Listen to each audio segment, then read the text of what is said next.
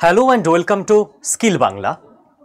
আজকে ভারতবর্ষের সমস্ত যে মেন নিউজ চ্যানেলগুলো, তাদের পোর্টালগুলো, তারা একটা বিষয় নিয়ে প্রত্যেকে কথা বলছে এবং হেডলাইন হচ্ছে। কি বিষয় আমরা এখানে দেখতে পাচ্ছি, Hindustan Times, India today, news 18 সবাই কভার করছে যে সুপ্রিম কোর্ট রাহুল গান্ধীকে বলেছেন, if you are true Indian wouldn't say this if you are true Indian। আপনি যদি সত্যিকারের ভারতবাসী হতেন তাহলে আপনি এই কথা বলতেন না বা বলতে পারতেন না। এবার কি ব্যাপার, ম্যাটারটা আমাদের টোটাল বুঝতে হবে, তাই তো? এবং রাজনীতির ঊর্ধ্বে উঠে, রাজনীতি খারাপ জিনিস না, আপনারা যারা যারা ইন্টারেস্টেড রাজনীতিতে নিশ্চয়ই কথা বলবেন, মতামত দেবেন, অ্যাক্টিভ থাকবেন, কিন্তু আমাদের এই চ্যানেলটায় আমরা স্টুডেন্টদের কাজে লাগবে এই ধরনের ভিডিওই আপলোড করি।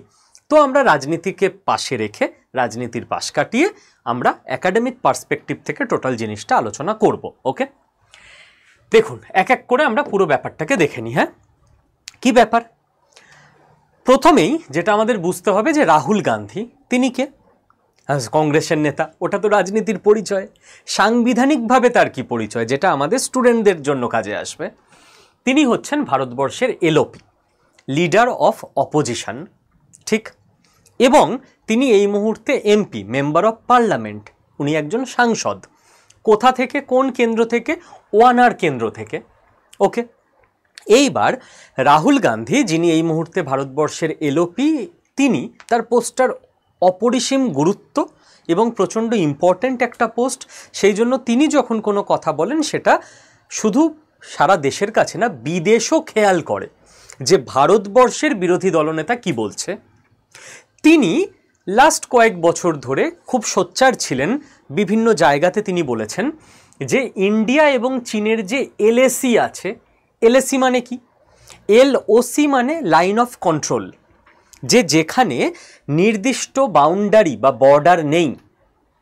বিভিন্ন দেশের মধ্যে আমরা নির্দিষ্ট বর্ডার মেনে নিই, যে এখানে ইন্ডিয়া, এখানে পাকিস্তান।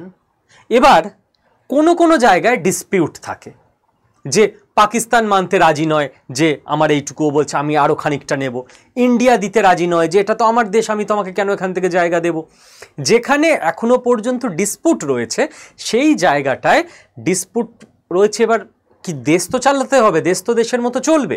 ওখানে এলওসি করা হয়, লাইন অফ কন্ট্রোল। বলা হয় যে ভবিষ্যতে কোনোদিন এই ডিসপিউট মিটবে, তার আগে অবধি এটা হচ্ছে লাইন অফ কন্ট্রোল। এর এই দিকটা এই দেশ কন্ট্রোল করবে, এর এই দিকটা এই দেশ কন্ট্রোল করবে, বাট কাউকেই অফিসিয়ালি বলা হচ্ছে না যে হ্যাঁ এটাই বাউন্ডারি, এটাই বর্ডার। ওকে, আর এলএসি মানে লাইন অফ অ্যাকচুয়াল কন্ট্রোল, যে লাইন অফ কন্ট্রোল হয়তো কোনো সময় স্থির হয়েছিল, সেটাও মানা হচ্ছে না। অ্যাকচুয়ালি এখন কে কতটা জায়গা কন্ট্রোল করছে সেটা হচ্ছে এলএসি। বোঝা গেল? তো ভারত এবং চীনের মধ্যে যে এলএসি আছে, তার মানে এলএসির একটা সাইড ইন্ডিয়া কন্ট্রোল করে, অন্য সাইড থেকে চীন কন্ট্রোল করে। রাহুল গান্ধীর বক্তব্য ছিল যে এলএসির কাছে 2000 স্কয়ার কিলোমিটার জায়গা চীন ভারতের থেকে রিসেন্ট টাইমে দখল করে নিয়েছে। একটু ছোটোখাটো জায়গা নয়, 2000 স্কয়ার ফিটের ফ্ল্যাট নয়, 2000 স্কয়ার কিলোমিটার। 1 কিলোমিটার মানেই কত, বোঝা গেল?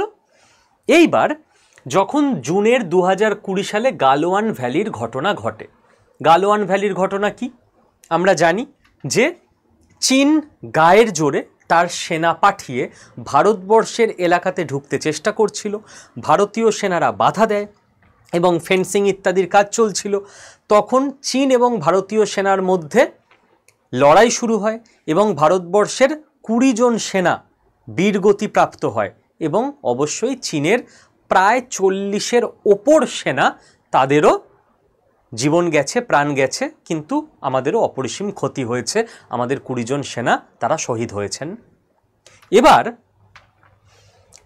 এই যে গালওয়ান ভ্যালির ঘটনা ঘটে, এরপর এই ব্যাপারটা আরও চর্চায় চলে আসে। তারপর থেকে রাহুল গান্ধী খুব করে বলতে শুরু করেন যে চীন আমাদের জায়গা দখল করে নিয়েছে, এবং উনি বলতে থাকেন। তো গভর্নমেন্টের মতো একটা তথ্য দেয় দেশবাসীর সামনে যে চীন এই মুহূর্তে আমাদের কোনো জায়গা নতুন করে দখল করতে পারেনি। গভর্নমেন্ট যে ক্লেমটা করে, LOP leader of opposition Rahul Gandhi, উনি বলেন যে না, গভর্নমেন্ট ফলস তথ্য দিচ্ছে, ভুল তথ্য দিচ্ছে, গভর্নমেন্ট মানুষকে বোকা বানাচ্ছে, চীন আমাদের জায়গা দখল করে নিয়েছে। এবার 2022 সালে ভারত জোড়ো যাত্রা বলে রাহুল গান্ধী একটা রাজনৈতিক যাত্রা করছিলেন, বিভিন্ন দল বিভিন্ন সময় করে থাকে তাদের নিজের নিজের রাজনৈতিক প্রচার, ঠিক আছে, ভারত জোড়ো যাত্রা। এই ভারত জোড়ো যাত্রার সময় শ্রীনগর থেকে রাহুল গান্ধী একটা বক্তব্য রাখেন যেটা সোশ্যাল মিডিয়ায় ভাইরাল হয়ে যায়। কি বক্তব্য? এই একই কথা টেনে উনি একটা বক্তব্য রাখেন যেখানে উনি বলেন যে চীন আমাদের দেশের মধ্যে ঢুকে যাচ্ছে, আমাদের সোলজারদের পেটানো হচ্ছে, our soldiers are being beaten, আর গভর্নমেন্ট চুপ, Modi ji silent, PM is silent, আমাদের সোলজারদের পেটানো হচ্ছে, এইটা উনি বলেছেন। এবার এটা ভাইরাল হয়ে যায় চারিদিকে সোশ্যাল মিডিয়াতে। এই সময় ইউএস শ্রীবাস্তব, উদয় শঙ্কর শ্রীবাস্তব, ইনি রাহুল গান্ধীর বিরুদ্ধে ক্রিমিনাল ডিফেমেশনের একটা কেস করেন। এবার কথা হচ্ছে ইনি কে? ইউএস শ্রীবাস্তব, ইনি একজন ফর্মার ডিজি লেভেল অফিসার, ওকে, একজন former DG level officer বিআরওর। BRO মানে কি? বিআরও মানে বর্ডার রোডস অর্গানাইজেশন, যারা ইন্ডিয়ার পার্বত্য অঞ্চলে, বর্ডারের জায়গায়, দুর্গম অঞ্চলে রাস্তা তৈরি করে। আপনারা যদি পাহাড়ি অঞ্চলে ঘুরতে যান, ওখানে দেখবেন ওই কিছুক্ষণ পরপর সুন্দর সুন্দর সাইনবোর্ড লেখা থাকে, ভালো ভালো কোটেশন লেখা থাকে, নিচে লেখা থাকে বিআরও। আমি ছোটবেলায় ভাবতাম কি ব্রো ব্রো লেখা, পরে বুঝেছি যে বিআরও, বর্ডার রোডস অর্গানাইজেশন। কেন ক্রিমিনাল ডিফেমেশনের মামলা উনি করেন? উনি তিনটে কথা বলেন।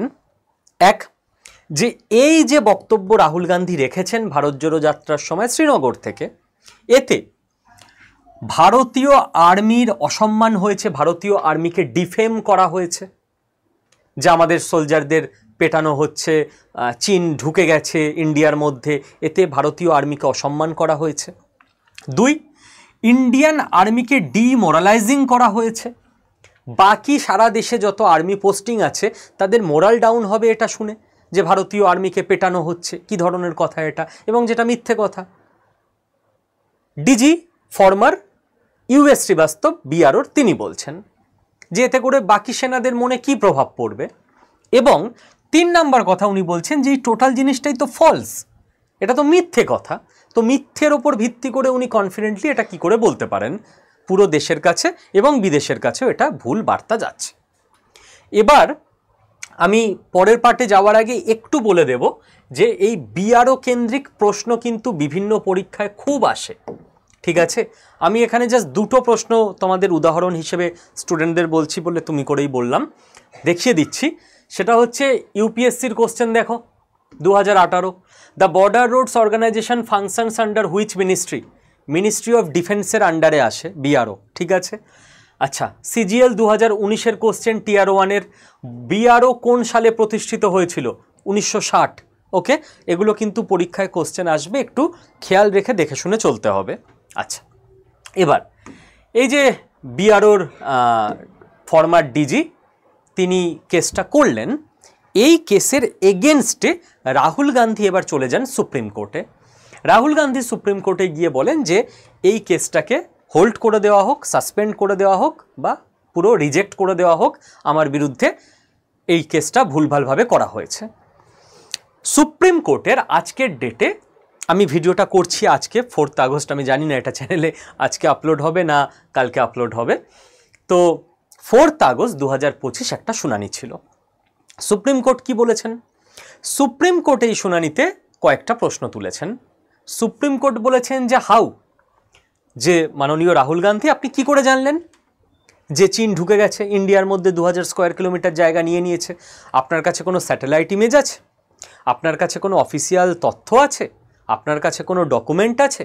যদি সেটা না থাকে তাহলে আপনি কিসের ভিত্তিতে বললেন কথাটা?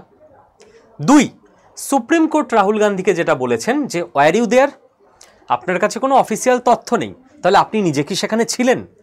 আপনি নিজেও সেখানে ছিলেন না, তাহলে আপনি কিসের ভিত্তিতে এই ধরনের একটা সেন্সিটিভ কথা বলে দিলেন? 3, আপনার যদি এই ধরনের কোনো বিষয় নিয়ে আলোচনার থাকে যে সরকার কি করেছে, অ্যাকচুয়ালি চীন কতটা ঢুকেছে, নাকি ঢুকেছিল তারপর ইন্ডিয়া তাড়িয়ে দিয়েছে, কিছু তো একটা ঘটেছে, তো সেইটার তথ্য এক্স্যাক্ট আপনি তো পার্লামেন্টে জিজ্ঞেস করলেই পারেন। আপনি পার্লামেন্টেরিয়ান এবং পার্লামেন্টে ডিফেন্স মিনিস্টারের উত্তর দেবেন রাজনাথ সিং।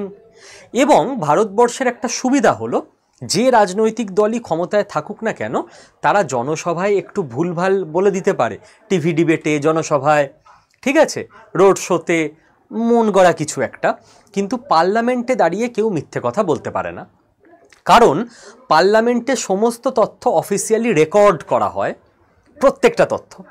তো পার্লামেন্টে দাঁড়িয়ে যারা কোনো মিনিস্ট্রিতে রয়েছে তাদের একদম অফিসিয়াল তথ্য ধরেই উত্তর দিতে হয়, যে আপনার যদি কিছু জিজ্ঞাসা থাকে আপনি পার্লামেন্টে জিজ্ঞেস করতেন, আপনি এক্স্যাক্ট উত্তর পেয়ে যেতেন, আপনি রাস্তাঘাটে এখানে ওখানে এইসব কথা কেন বলে বেড়াচ্ছেন।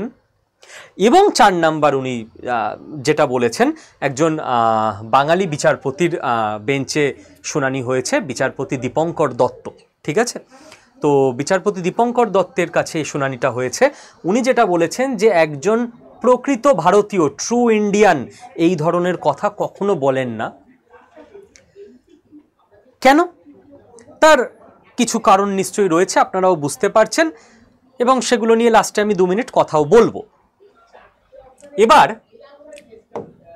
রাহুল গান্ধীর তরফ থেকে, কংগ্রেসের তরফ থেকে এই কেসটা অভিষেক মনু সিংভি, তিনি এই কেসটাকে লড়েছিলেন, বিখ্যাত উকিল ভারতবর্ষের। এবং সুপ্রিম কোর্ট এরপর রাহুল গান্ধীর এগেনস্টে এটা নিয়ে কোনো স্টেপ নেবে না, কেসটাকে এখানেই শেষ করে দেওয়া হয়েছে। কিন্তু রাহুল গান্ধীকে কড়া করে ধমক দেওয়া হয়েছে সুপ্রিম কোর্টের তরফ থেকে। এখানে আমাদের একটা জিনিস বুঝতে হবে, যেটা নিয়ে আমি বলছিলাম 2 মিনিট একটু কথা বলবো, যে ফ্রি স্পিচ আর রেসপন্সিবিলিটির পার্থক্য আছে।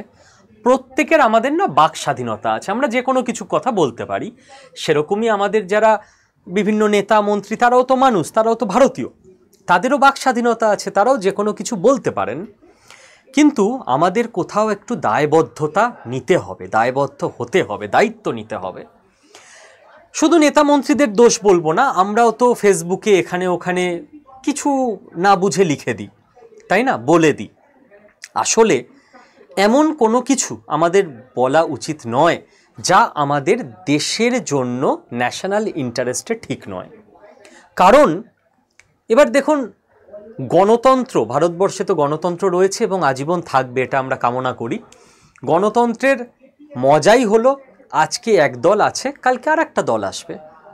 ভারতবর্ষের এই মুহূর্তে কেন্দ্র সরকারের শাসক দলে যারা রয়েছে বিজেপি, তারা কি ভারতবর্ষের সব রাজ্যে রয়েছে? নেই, থাকবে না, স্বাভাবিক। কেন্দ্রে কোনো দিন অন্য আর একটা দল আসবে, রাজ্যে অন্য কোনো দল চলবে তখন।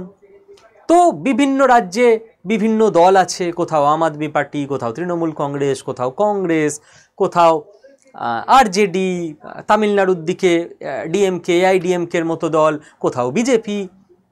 তো গণতন্ত্রের সিস্টেমই এটা, বিভিন্ন দল থাকবে এবং প্রত্যেকটা দলেরই যেটা চেষ্টা থাকে, যে যখন বিরোধী শিবিরে থাকে, রাজ্যেই হোক সেন্ট্রালেই হোক, যে শাসক রয়েছে তার ভুলগুলো আমি দেখাবো, তার কাজই সেটা, এবং সে ঠিক কাজ করছে, সে ভুলগুলো দেখালে তবেই না ভুলটা রেকটিফাই হবে।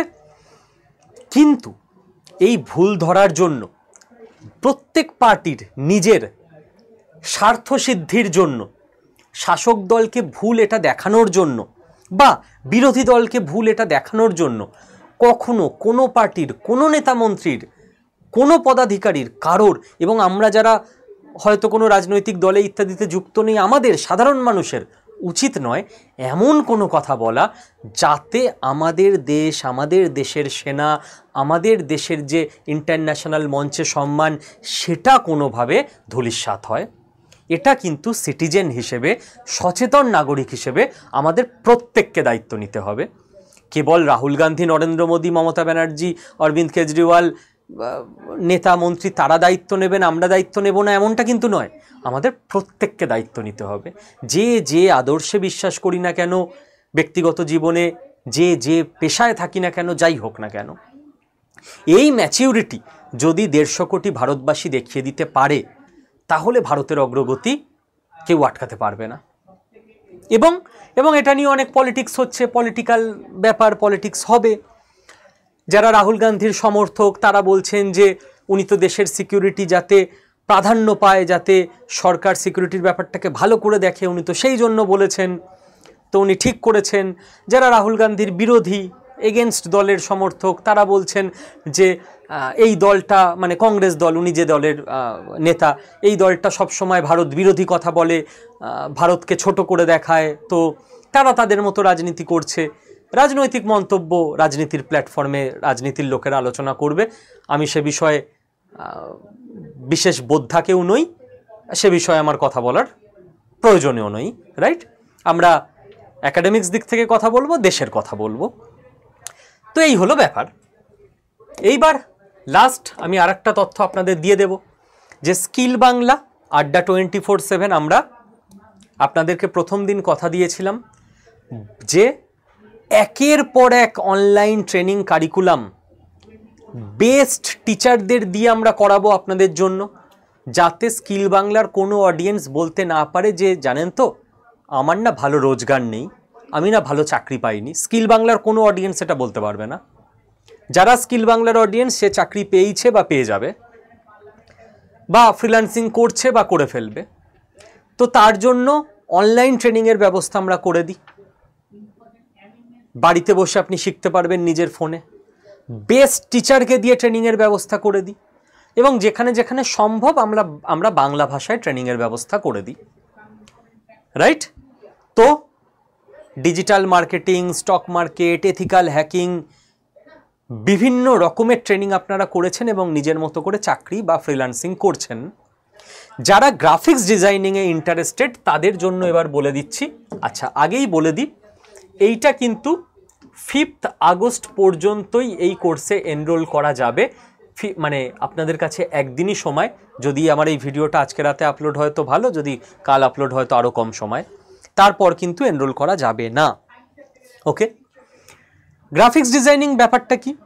ধরুন আমার এই ভিডিওর ওপরে একটা থাম্বনেল আছে যেটা দেখে আপনি ক্লিক করেছেন, এটা গ্রাফিক্স ডিজাইনার বানিয়েছে। ধরুন যে পোস্টার, যে হোর্ডিং রাস্তায় লাগানো থাকে, ওটা তো প্রিন্ট পরে হয়, আগে তো ওটাকে কেউ ডিজাইন করে, গ্রাফিক্স ডিজাইনার করেছে। ধরুন ফেসবুক খুললেই আপনার কাছে বিভিন্ন অ্যাডভার্টাইজমেন্ট আসে, তাতে যে অ্যাডভার্টাইজমেন্টগুলো লেখা থাকে, যে ডিজাইনটা, সেটা কোনো গ্রাফিক্স ডিজাইনার করেছেন। তো মোটামুটি বোঝা গেল গ্রাফিক্স ডিজাইনারের কাজ কি। তো আপনি বিভিন্ন কোম্পানিতে চাকরি পেতে পারবেন। এখানেই আমাদের কোম্পানিতেই নয় করে ভিডিও এডিটর, গ্রাফিক্স ডিজাইনার মিলিয়ে 200-250 জন কাজ করেন, মানে শুধু বেঙ্গলে না, বেঙ্গল এবং হেড অফিস মিলিয়ে বলছি আমি। সেরকম বিভিন্ন কোম্পানিতে অনেকে কাজ করেন, অনেকে ফ্রিল্যান্সিং করেন, তাই না? যে আমি এইটা বানিয়ে দেবো, তার বিনিময়ে আমি 200 টাকা নেব। তো এরকম উনি 20 জায়গায় কাজ করছেন সারা মাসে, বিভিন্ন জায়গায় বিভিন্ন কাজ ধরছেন। তো এইরকম উপার্জন করার সুযোগ রয়েছে। এবার যারা শিখবেন তারা কিভাবে শিখবেন আমি বলে দিচ্ছি, আর পুরোটা একদম রেকর্ডেড আপনি পেয়ে যাবেন। যেই মুহূর্তে জয়েন করবেন সেই মুহূর্তে পেয়ে যাবেন, ওয়েট করতে হবে না। তার জন্য আপনাকে আড্ডা 24/7 অ্যাপটা গুগল প্লে স্টোর থেকে ইনস্টল করতে হবে। অ্যাপ ইনস্টলের সময় আপনাকে কি করতে হবে? নিজের নাম, মেল আইডি, ফোন নাম্বার দিতে হবে, যেমন সব অ্যাপ ইনস্টলের সময় করতে হয়। একটা ওটিপি আসবে, ওটিপি বসিয়ে দিতে হবে। অ্যাপ ইনস্টলের সময় আপনাকে ওরা জিজ্ঞেস করবে কোন এক্সামের প্রিপারেশান আপনি নিচ্ছেন। আপনি তো কোনো এক্সামের প্রিপারেশান নিচ্ছেন না, তো অ্যাপকে আপনি বুঝিয়ে দেবেন যে আপনি ওয়েস্ট বেঙ্গলে থাকেন। তার জন্য আপনি সিলেক্ট করবেন স্টেট এক্সাম, অনেকগুলো স্টেটের অপশান আসবে, আপনি ওর মধ্যে ওয়েস্ট বেঙ্গল সিলেক্ট করে নেবেন। এরপর অ্যাপে ডান দিকে নিচের দিকে স্টোর বলে একটা অপশান থাকবে, আপনি ওই অপশানে ক্লিক করবেন।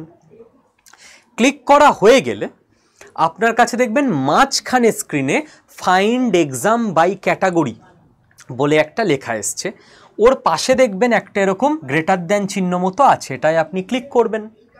দেখবেন ব্যাংক, এসএসসি, রেলওয়ে, WBCS, পরপর বিভিন্ন পরীক্ষার নাম।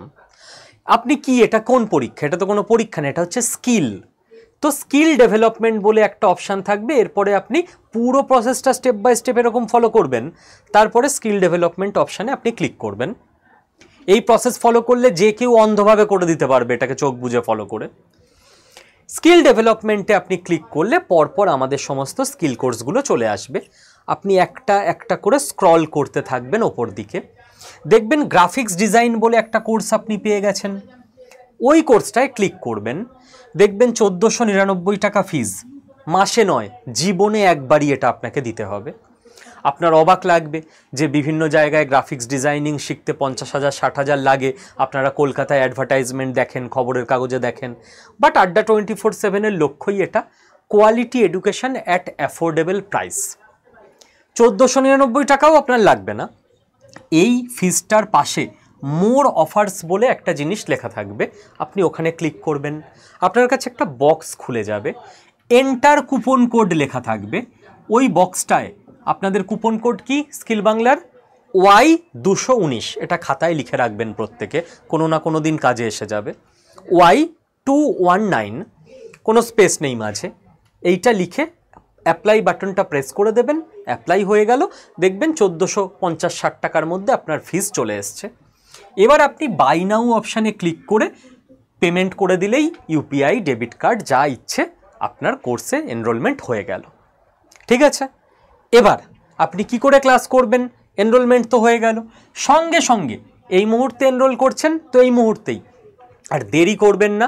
5ই আগস্টই কিন্তু এটা লাস্ট ডেট, তারপর কিন্তু কেউ পাবেন না, তারপর কেউ কোনোভাবেই এটাকে এনরোল করতে আর পারবেন না। ঠিক আছে, আড্ডা 24/7 অ্যাপে সঙ্গে সঙ্গে ঢুকুন, এনরোল হয়ে গেলেই মাই কন্টেন্টে ক্লিক করুন, পারচেসড অপশানে ক্লিক করুন, গ্রাফিক্স ডিজাইন ব্যাচ চলে এলো। এবার দুটো অপশান পাবেন, এক হচ্ছে লাইভ, এক হচ্ছে ভিডিওস। লাইভে ক্লিক করলে এখানেই সব রেকর্ডেড ভিডিও পাবেন, চিন্তা নেই। পরপর গ্রাফিক্স ডিজাইনিংয়ের ক্লাস আপনি পেয়ে যাবেন বাংলা ভাষায়। শিখিয়েছেন কে? পল্লবী সামন্ত ম্যাডাম, তিনি কে? ব্রেনওয়্যার ইউনিভার্সিটির প্রফেসর। ওকে, আর ভিডিওসে ক্লিক করলে আপনি প্রাইভেট বিভিন্ন জবের, কর্পোরেটে কি করে ইন্টারভিউ দিতে হয় সেই ইন্টারভিউ গাইডেন্সের একটা কোর্স ফ্রিতে পেয়ে যাবেন। স্যার এটা টাকা লাগবে না? না, এটা এই কোর্সের সঙ্গে সম্পূর্ণ বিনামূল্যে দেওয়া হলো সকলের জন্য। ওকে, এবার আপনি ক্লাস করতে শুরু করে দিন, 15 থেকে 20 দিন লাগবে, পুরো শিখে যাবেন, তারপর অ্যাপ্লাই করুন চাকরির জন্য, ফ্রিল্যান্সিংয়ের জন্য, যা ইচ্ছে। স্যার কোর্স হয়ে গেলে সার্টিফিকেট পাবো? অবশ্যই সার্টিফিকেট পাবেন, অনলাইনে আপনার কাছে মেলে চলে যাবে। স্যার এই যে কোর্স, এটার জন্য কি বাড়িতে কম্পিউটার বা ল্যাপটপ লাগবে? দেখুন, ক্লাস করতে জাস্ট একটা স্মার্টফোন লাগবে, আর কিচ্ছু লাগবে না, ফোনেই আপনি শিখে নিতে পারবেন। এবার আপনি তো কোথাও প্র্যাকটিস করবেন, প্র্যাকটিসের জন্য 3টে। এক, আপনার নিজের কাছে কম্পিউটার বা ল্যাপটপ থাকলে ওকে, খুব ভালো। না থাকলে 2, আপনার বাড়িতে কারোর আছে, পাড়ায় কারোর আছে, রিলেটিভ কারোর আছে, তার থেকে সপ্তাহে 3 দিন 2 ঘন্টা করে নিয়ে প্র্যাকটিস করে নিন, তো ওকে। সেটাও না থাকলে 3, সাইবার ক্যাফে তো আছে আপনার ওখানে কোথাও, সেখানে সপ্তাহে 2 দিন গিয়ে 3 ঘন্টা 6 ঘন্টা প্র্যাকটিস করে নিন, মিটে গেল। 20 থেকে 25 দিন পর শিখে গেছেন আপনি, কাজ শুরু করে দিন। কাজ শুরু করলে যে টাকা আপনি উপার্জন করবেন সেই টাকা দিয়ে ইএমআইতে একটা ল্যাপটপ বা কম্পিউটার কিনে নেবেন। আর এই টোটাল ব্যাপারটায় ভর্তি হওয়ার পর যদি কোর্স খুঁজে পেতে কোথাও কোনো অসুবিধা হয়, হবে না, তবু বলছি, এটা আমাদের হেল্পলাইন নাম্বার, এই নাম্বারে ফোন করলেই হবে, আপনাকে টোটাল গাইডেন্স ওখান থেকে দিয়ে দেওয়া হবে। ওকে, অল দ্য বেস্ট।